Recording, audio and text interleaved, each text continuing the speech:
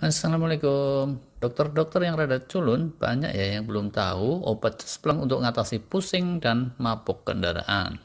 Yang pada mudik saat arus balik mungkin bisa belajar nih dari para pelaut. Jadi ya, orang itu kalau keombang-ambing ombak di laut bisa jadi mabuk laut yang nggak karuan. Kalau didiemin bisa seharian tuh nggak hilang-hilang, atau kalau salah obat badan rasanya tanpa daya, tapi kalau dikasih duit 100 miliar sih biasanya tetap ho-oh aja gitu. Oh lah.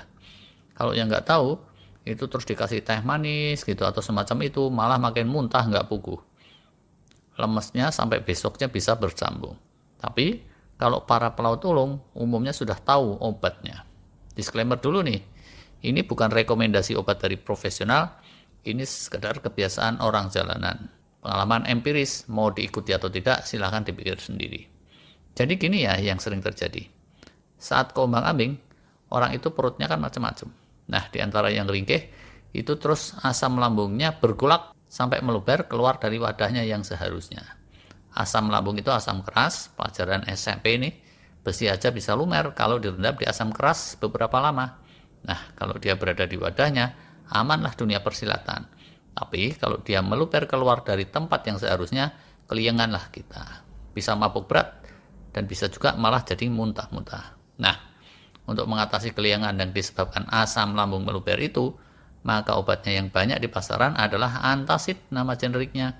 Ini bukan iklan ya, tapi kira-kira sebangsa Proma, Milanta, dan obat mah yang umum di pasaran. Cespleng tuh, biar mabuk laut yang kelasnya sudah berat dan muntah-muntah kelenger, dikasih antacid ini bisa balik fresh lagi, jadi mendingan mungkin dalam kisaran 20-30 menit saja.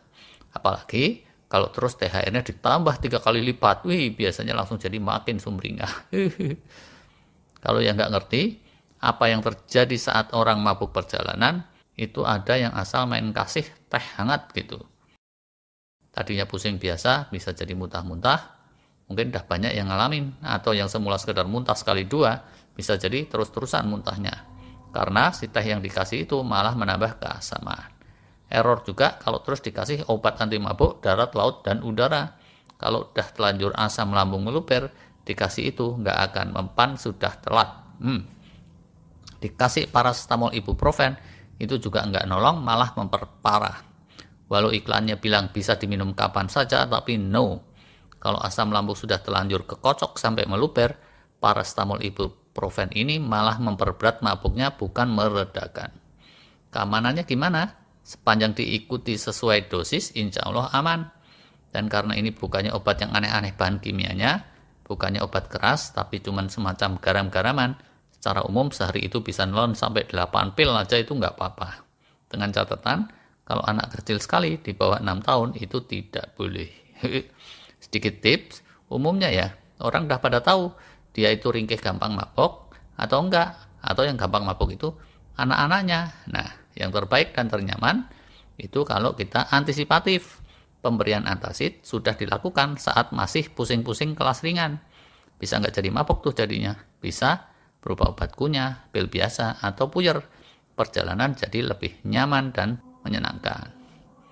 Kalau udah keburu muntah atau keburu pusing berat, itu biasanya bisa juga sih diredakan. Tapi prosesnya bisa lebih lama dan yang bersangkutan bisa sempat teler rada berat. Kesian lah.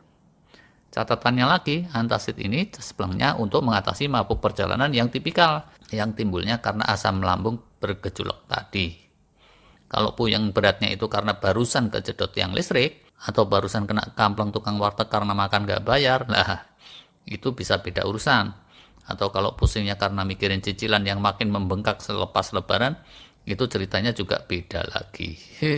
Orang-orang jalanan nggak punya usulan solusi kalau soal itu, walau alam. Oke lah. Sekian dulu tips kecil kali ini. Yang mempraktekin tips ini dan merasakan kemajurannya, silakan komen dan testimoni. Terima kasih.